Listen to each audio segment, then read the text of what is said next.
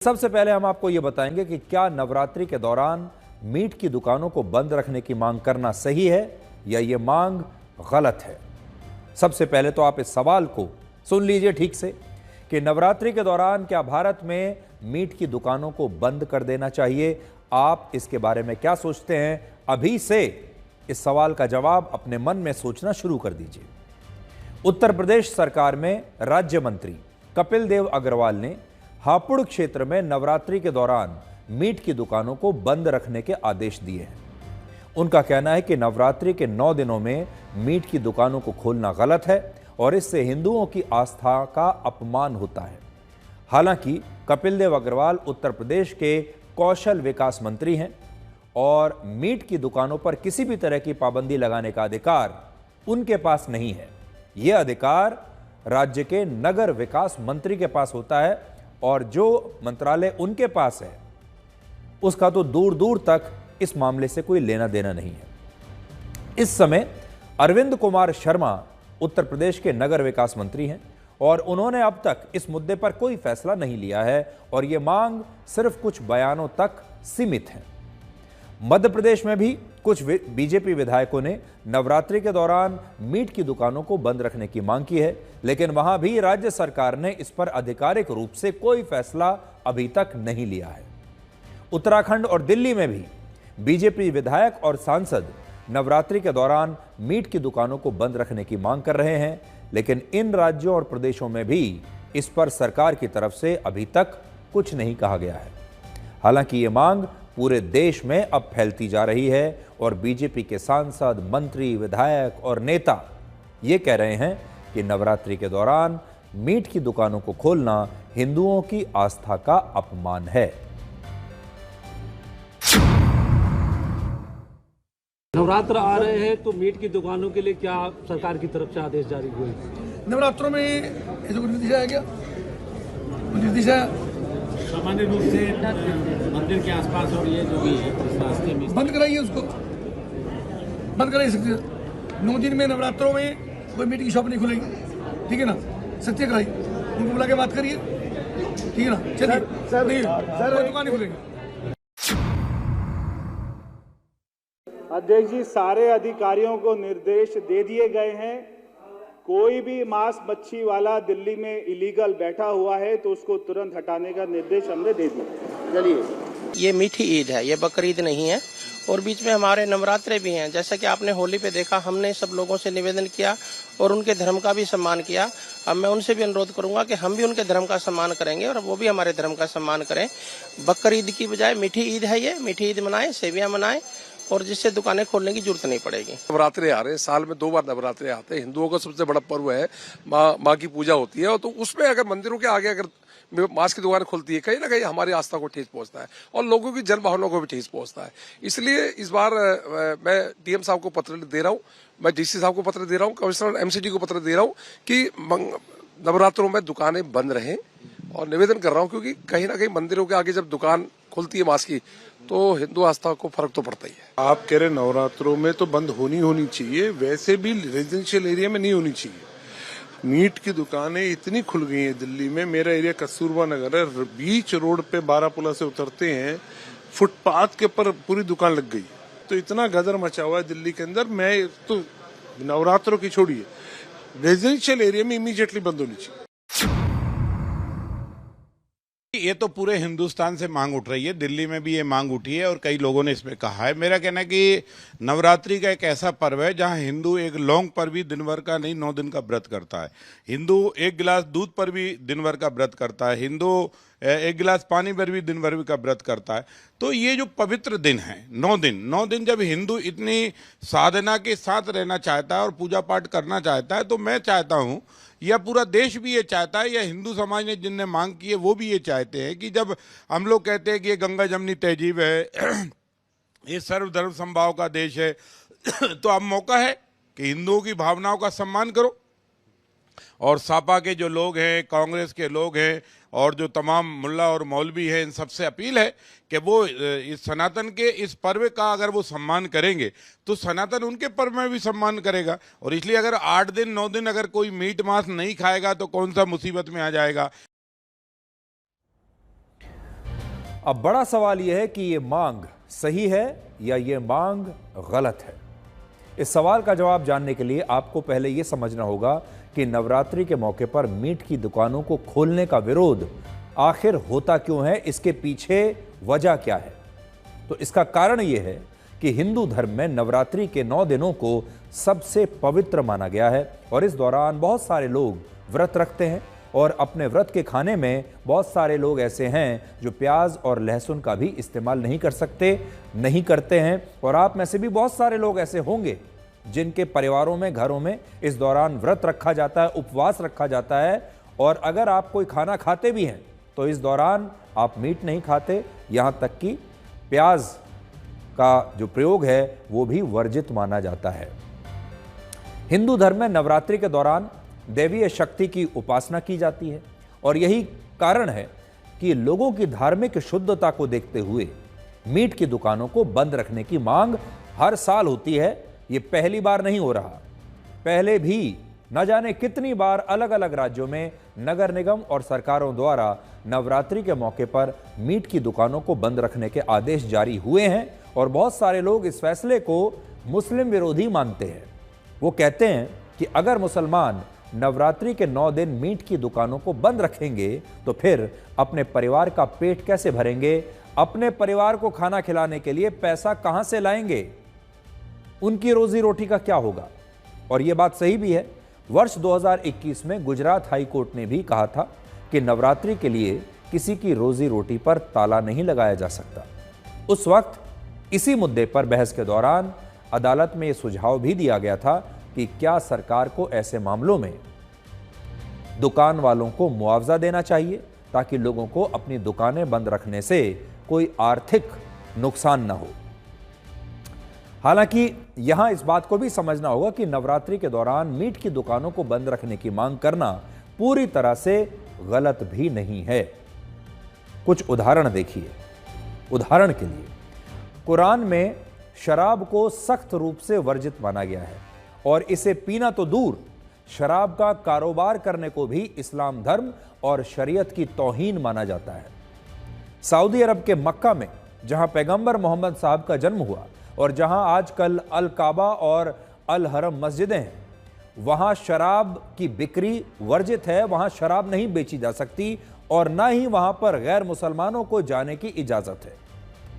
इसके अलावा कई मुस्लिम देशों में रमजान के महीने के दौरान लोगों को सार्वजनिक स्थानों पर कुछ भी खाने पीने से परहेज रखने के लिए कहा जाता है, क्योंकि ऐसा माना जाता है कि अगर कुछ लोग सार्वजनिक स्थानों पर इस दौरान खाना खाते हुए दिखते हैं तो इससे रोजा रखने वाले मुसलमानों की भावनाएं आहत हो सकती हैं। इस दौरान मैं खुद आपको अपना अनुभव बता सकता हूं।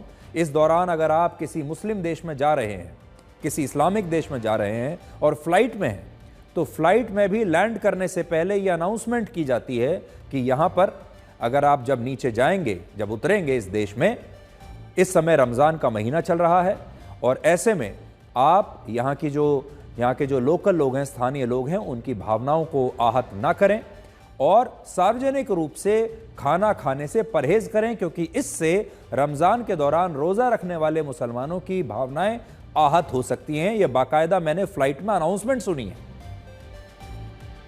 और जब आप जाते हैं ऐसी जगहों पर तो ज़्यादातर जगहों पर, मान लीजिए कोई रेस्टोरेंट है, कोई होटल है, खाने पीने की सार्वजनिक जगहें हैं, वो बिल्कुल सूनी पड़ी होती हैं। वहाँ पर कोई आपको खाना खाते हुए दिखाई नहीं देगा और लोग भी यही कहते हैं। वहाँ ये नहीं है कि अगर आप खाना मांगेंगे तो आपको मिलेगा नहीं, लेकिन तब भी आपसे ये कहा जाएगा कि आप ऐसी जगह पर बैठकर खाना खाइए जहाँ आप किसी को दिखाई न दें, ताकि वहाँ के लोगों की भावनाएं आहत ना हो। अब सवाल यही है कि जब धार्मिक आस्थाएं और शुद्धता के लिए कई देशों में रमज़ान के दौरान गैर मुसलमानों को सार्वजनिक स्थानों पर कुछ खाने पीने से भी हतोत्साहित किया जा सकता है और लोग इन प्रतिबंधों का पूरा सम्मान करते भी हैं, तो फिर भारत में ऐसा क्यों नहीं हो सकता? हमारे देश में इस पर इतना विवाद इसलिए है क्योंकि भारत के हिंदुओं में क्षेत्रीय आधार पर काफ़ी विविधता है। यहाँ पर क्षेत्रीय आधार पर हिंदुओं की मान्यताएं भी अलग अलग हैं। उदाहरण के लिए उत्तर भारत के हिंदू नवरात्रि के दौरान मांस खाने को गलत मानते हैं लेकिन पश्चिम बंगाल, उड़ीसा और पूर्वोत्तर के राज्यों में नवरात्रि के दौरान मांस खाना धार्मिक रूप से गलत नहीं माना जाता। पश्चिम बंगाल और उड़ीसा में तो नवरात्रि के दौरान बहुत सारे हिंदू पूजा पाठ के बाद मांस खाते हैं और यही कारण है कि जब नवरात्रि के दौरान उत्तर भारत के हिंदू मीट की दुकानों पर प्रतिबंध लगाने की मांग करते हैं तो पूरे देश के हिंदू इस मांग को लेकर एकजुट नहीं होते। सी वोटर ने इसी मुद्दे पर एक सर्वे किया था जिसमें 61% लोगों ने कहा था कि वो नवरात्रि के दौरान मीट की दुकानों पर पाबंदी लगाने का समर्थन करते हैं और 28% लोगों ने इन पाबंदियों का विरोध भी किया था।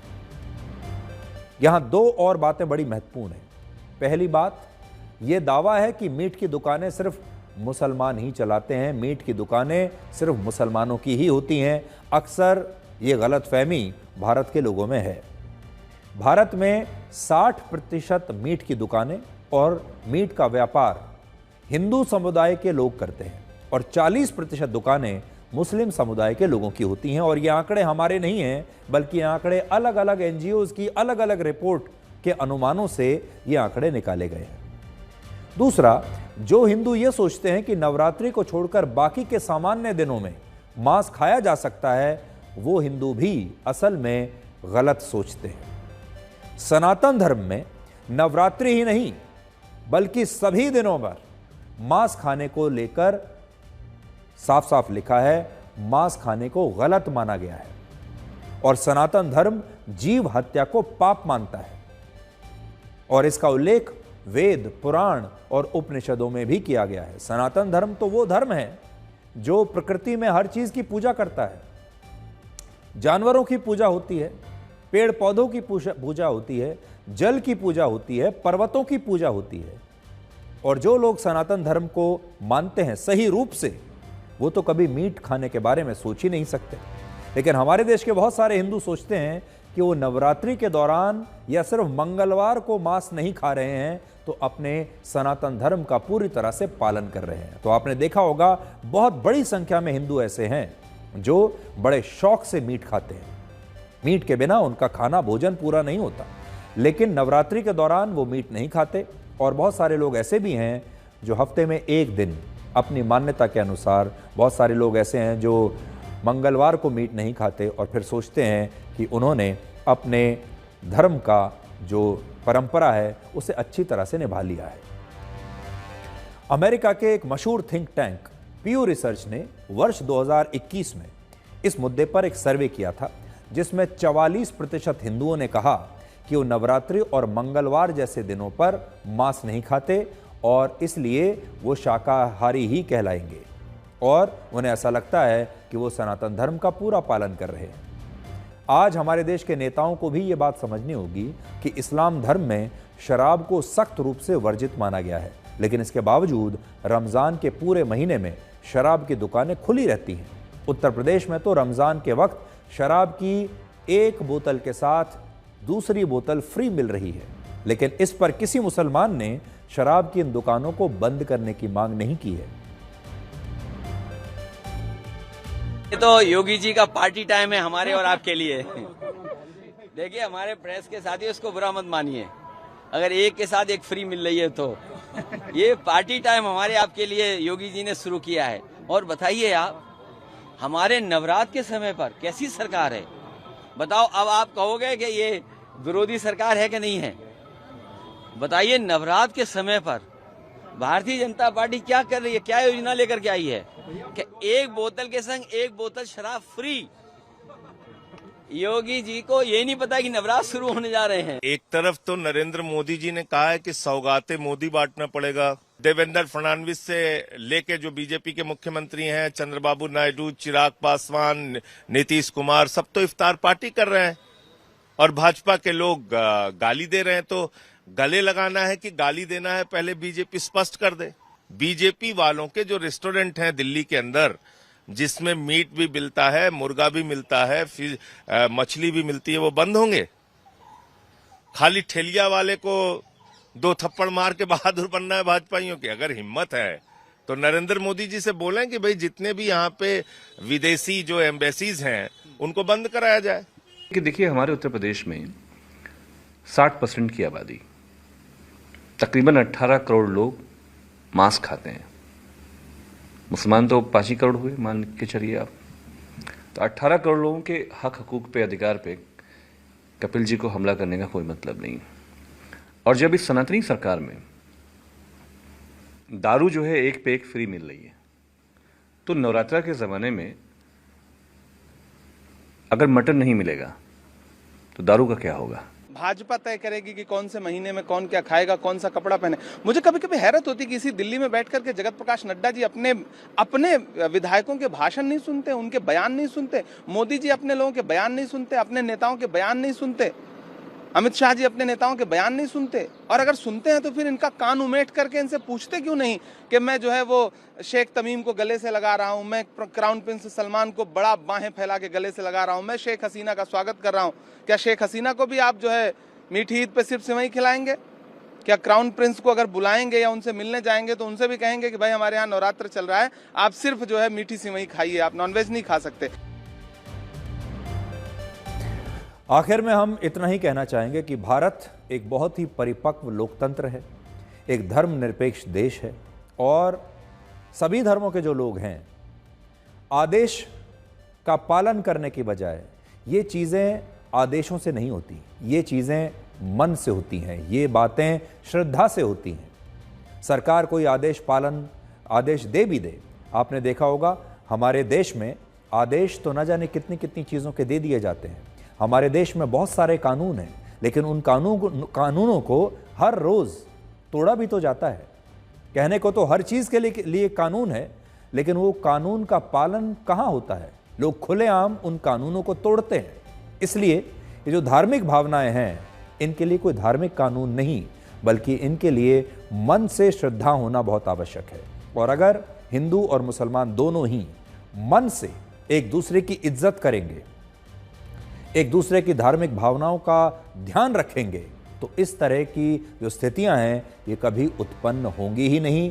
कभी भी किसी सरकारी आदेश लाने का जो मौका है वो कभी आएगा ही नहीं। अब हम आपको उन 3 घटनाओं के बारे में बताएंगे जिनकी वजह से आज राहुल गांधी ट्रेंड कर रहे हैं। इनमें पहला विवाद इन तस्वीरों को लेकर हो रहा है, जिनमें राहुल गांधी कांग्रेस के राज्यसभा सांसद इमरान प्रतापगढ़ी की इफ्तार पार्टी में शामिल हुए, और ये पार्टी दिल्ली में थी। इन तस्वीरों को देखने के बाद लोग सवाल पूछ रहे हैं कि अगर राहुल गांधी रमज़ान की इफ्तार पार्टी में गए तो फिर वो राम मंदिर क्यों नहीं गए और महाकुंभ में क्यों नहीं गए? यानी राहुल गांधी ना तो महाकुंभ गए ना राम मंदिर गए, लेकिन इफ्तार पार्टी में जा रहे हैं।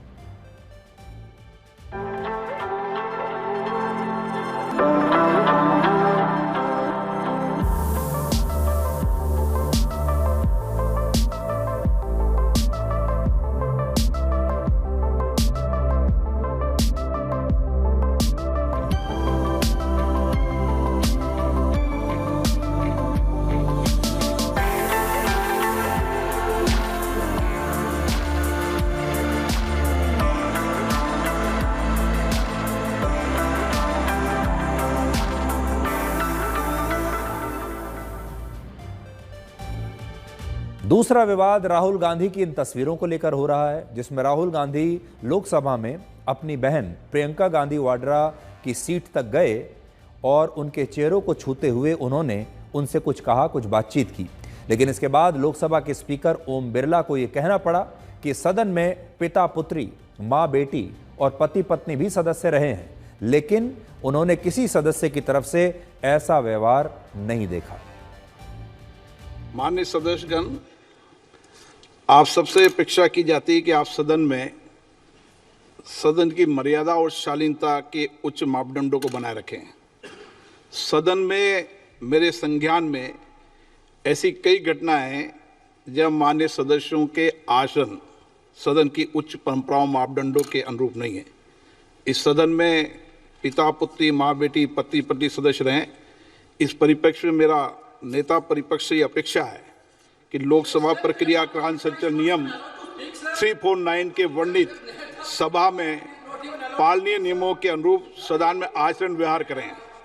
जो सदन की मर्यादा और प्रतिष्ठा के अनुरूप रहना चाहिए। मैं पुनः आग्रह करता हूं, इस सदन में विशेष रूप से प्रतिपक्ष के नेता से तो ये अपेक्षा की जाती है कि वो आचरण रखें। तीसरा विवाद राहुल गांधी के उस बयान को लेकर हो रहा है जिसमें उन्होंने कहा कि सरकार उनसे इतना डरती है कि उन्हें लोकसभा में बोलने से रोका जा रहा है, उनकी आवाज को दबाया जा रहा है।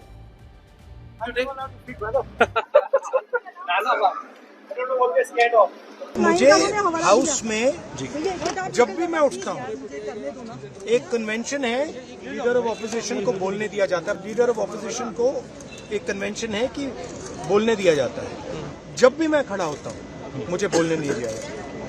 ठीक है, तो पता नहीं मतलब ये किस प्रकार से हाउस चल रहा है। जो हम कहना चाहते हैं हमें कहने नहीं देते। तो राहुल गांधी ऐसा क्या कहना चाहते हैं जिससे सरकार इतनी डर गई कि उन्हें बोलने नहीं दिया जा रहा? राहुल गांधी के पास ऐसी कौन सी बात है जिससे सरकार डरी हुई है? ऐसा लगता है कि संसद में उन्हें इसलिए नहीं बोलने दिया जा रहा है कि उनके पास कुछ बहुत ही खास है इस देश को बताने के लिए। और आज हम आपको ये बताना चाहते हैं कि अगर उन्हें रोका भी जा रहा है तो क्या उनकी आवाज़ को ऐसे ही दबा दिया जाएगा इस लोकतंत्र में? उनके पास और भी बहुत सारे विकल्प हैं। तो अगर थोड़ी देर के लिए हम ये मान भी लें कि राहुल गांधी कोई बहुत ज़बरदस्त भाषण देना चाहते हैं, उनके पास कुछ ऐसी बातें हैं देश को बताने के लिए कि पूरी सरकार हिल जाएगी, पूरी सरकार गिर जाएगी। सरकार उनसे डरी हुई है कि कहीं राहुल गांधी ने अपना मुंह खोल दिया तो क्या होगा। अगर राहुल गांधी ने अपना भाषण दे दिया तो क्या होगा, सरकार बुरी तरह से फंस जाएगी। तो ऐसा अगर उनके पास कुछ है, अगर उनके मन में कोई ऐसी बात है जो वो चाहते हैं कि पूरे देश को जाननी चाहिए, अगर वो नहीं बोले तो भारत का बहुत बड़ा नुकसान हो जाएगा, तो आज भी उनके पास कई विकल्प हैं। वो लोकसभा के अलावा भी वो बात किसी दूसरे मंच से कहकर पूरे देश को बता सकते हैं। तो पहला विकल्प उनके पास ये है कि वो अपने किसी पसंदीदा पत्रकार को बुलाकर एक बहुत ही दोस्ताना फ्रेंडली इंटरव्यू दे सकते हैं। आज भी बहुत सारे न्यूज़ चैनल्स ऐसे हैं जहां पर उनके पसंदीदा पत्रकार और उनके पसंदीदा न्यूज़ एंकर्स बैठे हुए हैं और वो उनका बहुत ही दोस्ताना इंटरव्यू कर सकते हैं, उनके मनपसंद सवाल उनसे पूछ सकते हैं, उन्हें बीच में टोकेंगे नहीं, उनसे हर प्रकार का सवाल, ऐसा आसान सवाल उनसे पूछे जा सकते हैं जिन पर हर सवाल पर वो छक्का मार सकते हैं। ऐसे पत्रकारों की कमी नहीं है। तो पहला ऑप्शन तो उनके पास यही है कि अपने पसंदीदा किसी पत्रकार को बुलाकर वो एक शानदार इंटरव्यू उसके साथ कर सकते हैं और अपने मन की सारी बातें बता सकते हैं। अब वो कौन पत्रकार होगा ये या तो राहुल गांधी खुद तय कर सकते हैं, आप लोग भी उन्हें सुझाव दे सकते हैं कि कौन सा ऐसा पत्रकार होना चाहिए जिसे राहुल गांधी एक फ्रेंडली इंटरव्यू दे सकें। दूसरा, राहुल गांधी का खुद का अपना एक बड़ा यूट्यूब चैनल है और इस यूट्यूब चैनल के 92 लाख सब्सक्राइबर्स हैं और राहुल गांधी हफ्ते 10 दिन में एक ना एक वीडियो इस चैनल पर ज़रूर अपलोड करते रहते हैं। जब भी उन्हें कुछ कहना होता है इस चैनल के ज़रिए यूट्यूब पर आकर वो पूरे देश के लोगों को बताते ही हैं। और इसीलिए अगर उन्हें लगता है कि उन्हें लोकसभा में कोई बात कहने से रोका जा रहा है तो वो अपना एक नया वीडियो रिकॉर्ड करके अपने यूट्यूब चैनल पर डाल सकते हैं और पूरा देश उन्हें देख लेगा।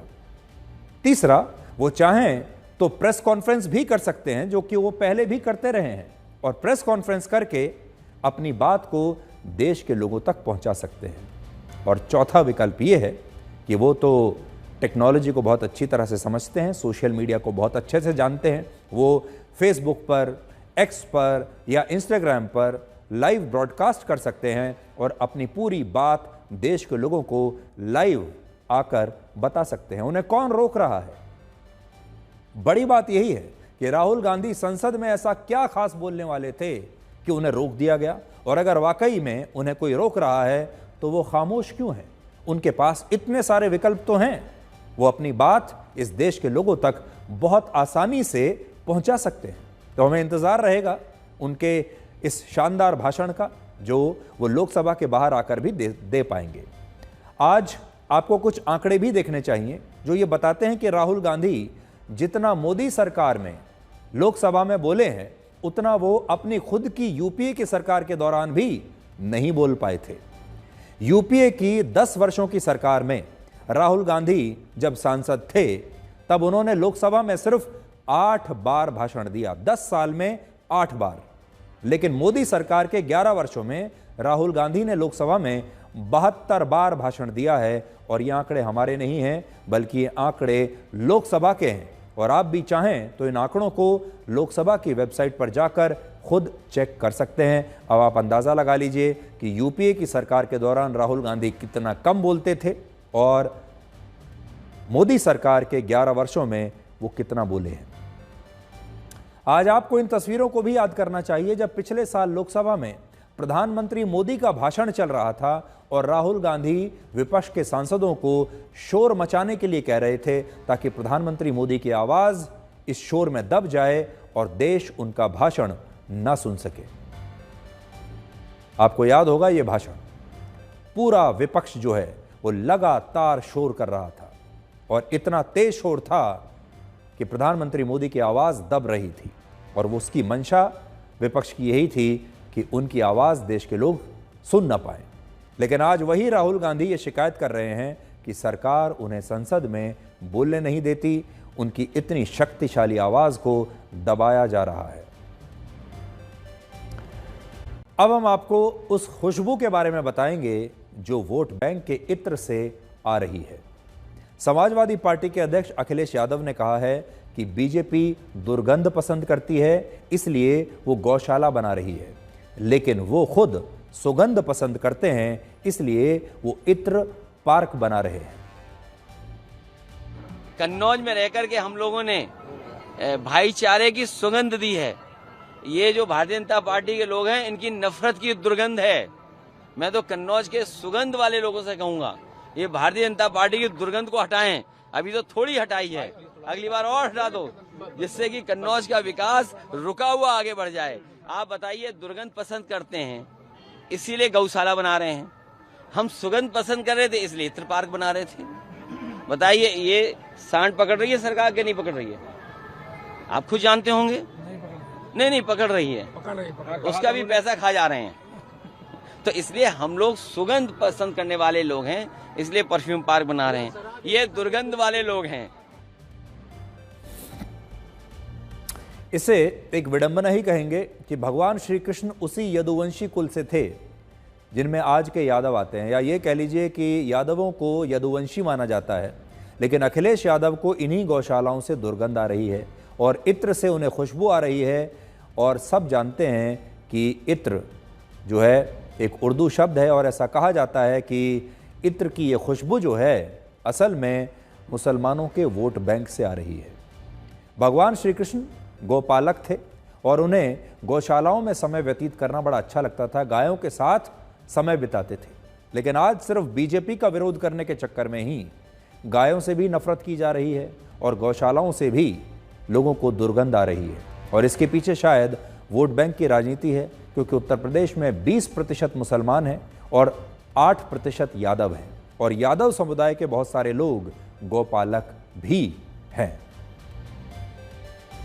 अखिलेश यादव जैसे लोग वोट के खातिर कुछ भी कर सकते हैं, जरूरत पड़े तो नमाज तो पढ़ना शुरू ही कर दिया है। तो बहुत आश्चर्य होता है कि अपने आप को गोवंशी कहने वाले लोग गोकशी के कभी संरक्षक बनते दिखाई पड़ेंगे, कभी गौशालाओं की जगह इत्रशाला बनाते दिखाई पड़ेंगे। तो इस तरह की जो सोच है, इस तरह की जो सियासत है, इस तरह की जो समझ है, वो कई तरह के सवाल खड़े। आज मुख्यमंत्री जी ने उत्तर प्रदेश के हर जिले में गौशाला बना दिया है। ये तो साधुवाद की पात्र है। आपको बधाई देनी चाहिए थी मुख्यमंत्री जी को कि जो आपके समय में जो गाय गोवंश टहलता था उसको लोग काट देते थे, उसका मांस का व्यापार आम बात हो गई थी, वो योगी जी ने बंद कर दिया। तो गौशालों में आप दुर्गंध और सुगंध क्यों तलाश रहे हो? गौशाला में सनातन की आस्था को तलाशो। ये गौ माता है, इनको माता कहा जाता है और माँ पर टिप्पणी नहीं की जाती है। एक तरफ अखिलेश यादव जी को गौ माता में दुर्गंध नजर आता है, ये स्पष्ट रूप से दिखाता है कि इन लोगों को सनातन से लगाव नहीं है। सनातन विरोधी है। और मैं तो कहूँगा अगर हिंदुस्तान में रह के सनातन से विरोध करते हो तो हिंदुस्तान में राजनीति बंद कर देनी चाहिए। वह भूमि ढूंढनी चाहिए जहाँ पर आप सनातन का अपमान कर सकते हो और वह देश सहेगा। यह देश सनातन का अपमान नहीं सहेगा। दुखद है उन्होंने जो कहा, बहुत दुखद, हम सोचे नहीं थे। वही गोबर से हमारे यहाँ पूजा पाठ हवन में इस्तेमाल होता, शायद उनके पिता भी हुए होंगे, लेकिन उसमें सब बदबू कैसे आने लगी। हमारे जो पवित्र चीज़ों में इस्तेमाल हुआ है गोबर, उसमें उनको बदबू दिखाई दी। ये बड़ी बहुत ही दुखद बात। अब आपको एक बहुत गंभीर समस्या के बारे में बताते हैं। ये बात आप सबको पता होगी कि एक स्वस्थ इंसान के शरीर का तापमान 98.6 डिग्री फ़ारेनहाइट होता है और ये तापमान सिर्फ 2 डिग्री फ़ारेनहाइट भी अगर बढ़ जाए तो आपको तेज़ बुखार आ जाता है और बुखार में क्या हालत होती है ये आप सब जानते हैं। आपका शरीर तपने लगता है। अब थोड़ी देर के लिए अपनी जगह इस पृथ्वी को रखिए और सोचिए कि अगर इस पृथ्वी का तापमान 2 डिग्री तक बढ़ जाए, 2 डिग्री सेल्सियस बढ़ जाए, तो इसी बुखार से इस पृथ्वी की क्या हालत होगी जिस पृथ्वी पर आप रहते हैं। आपका बुखार तो पैरासीटामोल की एक गोली खाकर ठीक हो सकता है, कोई दवाई खाकर ठीक हो सकता है, लेकिन पृथ्वी के बुखार के लिए अब तक कोई दवाई बनी नहीं है और ना ही इंसानों को पृथ्वी के इस बुखार की कोई चिंता है। इस समय मार्च के आखिरी हफ्ते की गर्मी भारत के लगभग हर राज्य को जला रही है। पहली बार ऐसा शायद हो रहा है जब मार्च के महीने में तापमान सामान्य से 5 से 6 डिग्री सेल्सियस ज्यादा है और तापमान कई राज्यों में तो अभी से ही 40 डिग्री सेल्सियस को पार कर चुका है। आप सब भी बड़े हैरान हो रहे होंगे कि आजकल कहने को तो मार्च का महीना है, लेकिन इतनी गर्मी कैसे पड़ रही है। बहुत सारे लोगों ने तो अपने एसी चलाने शुरू कर दिए। 14 वर्षों के बाद 26 मार्च को दिल्ली में तापमान सबसे ज्यादा 40.5 डिग्री सेल्सियस रिकॉर्ड हुआ और महाराष्ट्र से लेकर आंध्र प्रदेश तक कई शहरों और जिलों में तापमान 40 डिग्री से 42 डिग्री के आसपास चल रहा है। आज से 25 साल पहले तक वर्ष 2000 में मार्च का महीना इतना गर्म नहीं हुआ करता था। मार्च के आखिरी हफ्ते में सामान्य तापमान 30 से 35 डिग्री के बीच हुआ करता था, लेकिन अब 25 साल बाद यही तापमान 38 से 43 डिग्री सेल्सियस के बीच चल रहा है। गांवों की तुलना में शहरों में इस गर्मी का एहसास ज्यादा हो रहा है क्योंकि शहरों का इंफ्रास्ट्रक्चर कंक्रीट का है। शहरों में आबादी भी ज्यादा है, ज्यादातर घरों में एयर कंडीशनर्स लगे हुए हैं, पेड़ पौधे और हरियाली लगातार कम हो रही है और गाड़ियों की संख्या के कारण, गाड़ियों की संख्या भी क्योंकि शहरों में ज़्यादा होती है, उसकी वजह से शहरों में प्रदूषण भी खतरनाक श्रेणी में है। हर गाड़ी से गर्म धुआं निकल रहा है, हर एसी से गर्म हवा निकल रही है और इसी वजह से शहरों में इस समय ज़बरदस्त गर्मी है। और इस शहरीकरण की वजह से दिल्ली, जयपुर, लखनऊ, पटना और दूसरे बड़े शहरों में जो तापमान 38 से 42 डिग्री के बीच हुआ करता था और जो चल रहा है, उसका जो एहसास है वो 45 से 50 डिग्री जैसा महसूस हो रहा है। यानी तापमान ज़रूर 40 होगा, लेकिन आपको ऐसा लगता है जैसे 50 डिग्री सेल्सियस की गर्मी है। गर्मी की ये तपिश उतनी ही है जितनी तपिश एक गर्म तंदूर के पास बैठकर आपको लगती है और इसलिए अगर आप इस गर्मी को हल्के में ले रहे हैं तो आप बहुत बड़ी गलती कर रहे हैं। ये गर्मी आपको बेरोजगार भी बना सकती है और आपकी जान भी ले सकती है। और अगर आप बहुत गरीब हैं या किसी साधारण परिवार से आते हैं तो ये गर्मी आपके लिए बहुत खतरनाक हो सकती है। कहते हैं कि मृत्यु कभी अमीर, गरीब, जाति और धर्म में भेदभाव नहीं करती। मृत्यु सभी के लिए समान है। मौत होने के बाद सभी एक ही जगह जाते हैं। मृत्यु कभी भेदभाव नहीं करती और मृत्यु हमेशा समय पर आती है, लेट नहीं होती। लेकिन ये जो गर्मी है ये हर बार भेदभाव करती है। कहते हैं ना कि मौत जो है वो कभी भेदभाव नहीं करती, भेदभाव जिंदगी करती है। और ये जो गर्मी है ये इसी जीवन का हिस्सा है। पिछले साल भारत में गर्मी के कारण 733 लोगों की मौत हुई थी और इनमें से भी 96% लोग या तो बहुत गरीब थे या साधारण परिवारों से आते थे, जिनकी खुले आसमान के नीचे गर्मी में काम करते हुए, मजदूरी करते हुए मौत हो गई थी। गर्मी से अमीरों की मौत नहीं होती, गरीब मरते हैं।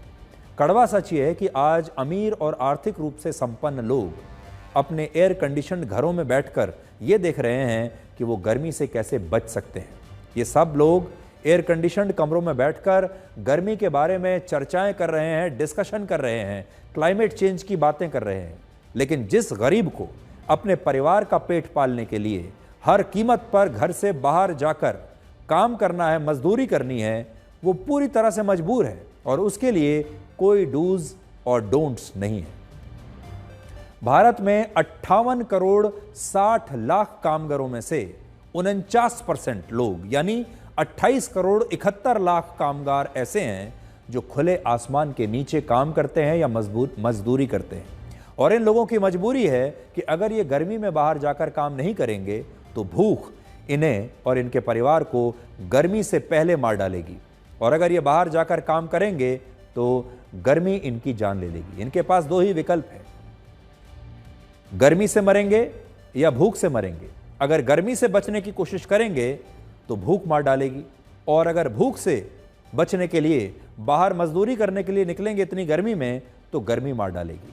ये गर्मी आपको बहुत महंगी भी पड़ सकती है, जान तो ले ही सकती है लेकिन आपको बहुत महंगी भी पड़ सकती है। लेकिन बड़ी बात यह है कि आज हमारे देश में बड़ी संख्या में जो मजदूर हैं, जो सड़कों पर काम करते हैं, रेहड़ी लगाते हैं, वो सारे लोग गर्मी से बहुत त्रस्त हैं और उनकी जो काम करने की क्षमता है इस गर्मी की वजह से वो बहुत कम हो जाती है।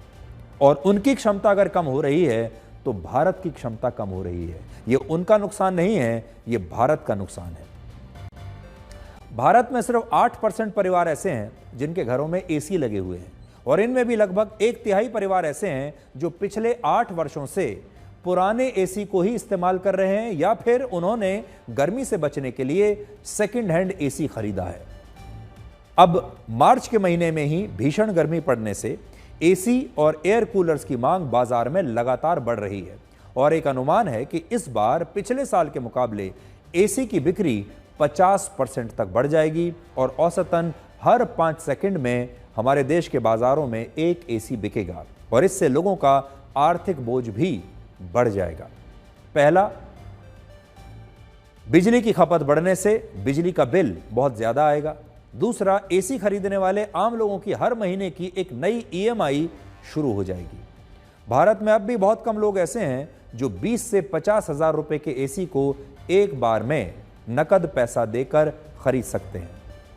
एक अनुमान के मुताबिक भारत में 60% लोग आज भी बिना लोन के एसी नहीं खरीद सकते, और यही कारण है कि जो एसी या एयर कूलर इस बार भी बिकेंगे वो लोन पर खरीदे जाएंगे। उनकी ईएमआई अगले 9 महीने से लेकर 5 साल तक लोगों को भरनी होगी। जिन लोगों को लोन नहीं मिल सकता और जो लोग बहुत ही गरीब हैं, उन्हें इस बार भी पंखे या बहुत ज़्यादा से ज़्यादा एयर कूलर से ही खुद को गर्मी से बचाना होगा। उनके पास कोई विकल्प है भी नहीं।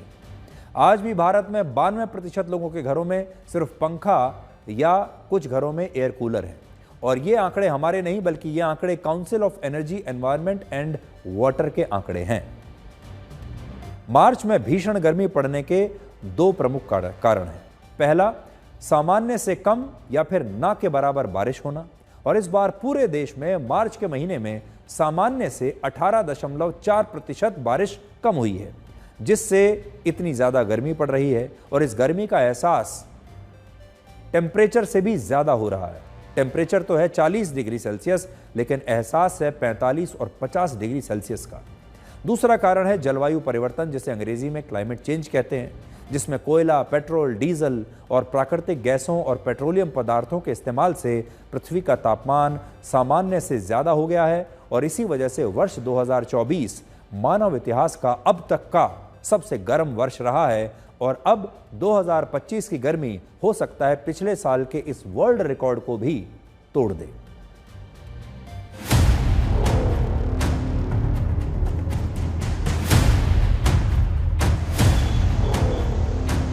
इस साल मार्च से जैसी गर्मी महसूस हो रही है, वैसी गर्मी पिछले कई वर्षों में महसूस नहीं हुई। आने वाले समय में अप्रैल फर्स्ट वीक में भी मौसम विभाग का यही कहना है कि टेम्परेचर और ज्यादा राइज होगा और खास करके डेजर्ट एरिया जो है वहां पे करीबन 45 डिग्री तक टेम्परेचर जाने का अभी अनुमान लगाया जा रहा है। हीट वेव भी बहुत ज्यादा रहेगी। टेम्परेचर इस बार पूरी गर्मियों में नॉर्मल से ज्यादा ही माना गया है। मार्च में मई वाला मौसम आ गया है। तापमान सामान्य से 5 डिग्री तक ज्यादा है और धूप इतनी तेज है मानो सूर्य कुछ ज्यादा तेज चमकने लगा हो। मौसम विभाग के मुताबिक इस बार मध्य प्रदेश में जो राजस्थान से गर्म हवाएं आती हैं वो समय से पहले पहुंच गई हैं और इसीलिए मार्च के महीने में ही कई जगहों पर जो तापमान है वो 40 डिग्री सेल्सियस को पार कर चुका है। आमतौर पर मार्च के महीने में देश के अलग अलग इलाकों में तापमान 30 से 35 डिग्री सेल्सियस तक रहता है। मैदानी इलाकों में एसी कूलर की जरूरत नहीं पड़ती, पंखे से काम चल जाता है। लेकिन इस बार तापमान 40 डिग्री सेल्सियस से ज्यादा है। पंखा फुल स्पीड में है और एसी कूलर चलाना जरूरी हो गया है। मार्च में जो अभी से गर्मी पड़नी शुरू हो गई है, इसकी वजह क्या जलवायु परिवर्तन हम समझे? ऐसे कोई भी एक दिन का टेम्परेचर या एक हफ्ते का टेम्परेचर से हम ये नहीं कह सकते हैं कि जलवायु परिवर्तन हो रही है। आपको ये जो जनरल जो ट्रेंड हो रही है उसके बेसिस पर हम कह सकते हैं कि जलवायु परिवर्तन हो रही है या नहीं। अगेन हम ये कहेंगे कि जैसे पूरा पृथ्वी में ही 2024 वाज द हॉटेस्ट ईयर, तो हर महीने का आखिर में, और ये जो टेम्परेचर्स का आप बात कर रहे हैं, हर 2 दिन में जैसे टेम्परेचर थोड़ा बढ़ने लगे, ये क्लाइमेट चेंज का झंडा नहीं उठनी चाहिए, क्योंकि ये जो होगा ना, ये WD आते हैं तो टेम्परेचर बढ़ आने के से पहले या अगर नहीं आ रहे हैं तो टेम्परेचर बढ़ जाते हैं, घट जाने के बाद टेम्परेचर घटते हैं। मौसम में जो स्थितियां बन रही हैं, उनके मुताबिक अप्रैल के पहले हफ्ते में तापमान और तेजी से बढ़ेगा और इस बार मार्च में ही जब ऐसी गर्मी पड़ रही है तो न जाने मई जून में क्या होगा। इस साल भी मार्च महीने के अंदर ही जहाँ पे पंखे की जरूरत नहीं पड़ती थी, डेफिनेटली पंखे और कूलर की जरूरत पड़ रही है और डेफिनेटली टेम्परेचर भी काफी राइज हो रहा है। अभी तो बहुत महीने बाकी है, जो मतलब जून जुलाई अभी है, रूस में तो पता नहीं कितना हाल बहुत बेकार हो जाएगा। मौसम में अचानक होने वाला ये बदलाव बीमारी का कारण बनता है और जो लोग घर से बाहर जाने के लिए मजबूर हैं, वो अलग अलग तरीके से अपना इंतजाम कर रहे हैं। अब जो लखनऊ वासी हैं वो नारियल का सहारा ले रहे हैं और इस तरह के नारियल जो हैं अब दुकानों पर लोड होने शुरू हो गए हैं। मार्च खत्म नहीं हुआ है, 40 टच कर गया। जी आज एकदम से बढ़ गया तापमान, गर्मी बहुत ज्यादा हो रही है तो हमने सोचा पी लें। चाहता भी सुबह आते टाइम कि मौसम ठंडा होगा, शायद सुबह निकल जाते हैं, लेकिन यहाँ के आपको क्या दिखा? बिल्कुल नहीं, हम तो ये चाह रहे थे कि यार 8 बजे निकल जाएंगे, लेकिन यहाँ का माहौल देखते हुए 5 बजे निकलना चाहिए घर से, ताकि क्योंकि 8 बजे तो घर रिटर्न 10 बजे तो बिल्कुल घर चले जाओ, बहुत ज़्यादा तापमान है। हम लोगों ने सोचा था कि सुबह सुबह चलते हैं तो थोड़ा गर्मी कम होगी, लेकिन यहाँ तो देखें सुबह सुबह ही काफ़ी टेम्परेचर बढ़ा हुआ है। मौसम विभाग के मुताबिक पिछले 10 दिनों में तापमान में काफी परिवर्तन आया है, लेकिन पिछले 1-2 दिनों से तापमान कुछ कम हुआ है, लेकिन ये राहत बस 31 मार्च तक की है। उसके बाद अप्रैल में गर्मी का रौद्र रूप दिखना शुरू हो जाएगा। ब्यूरो रिपोर्ट, आज तक।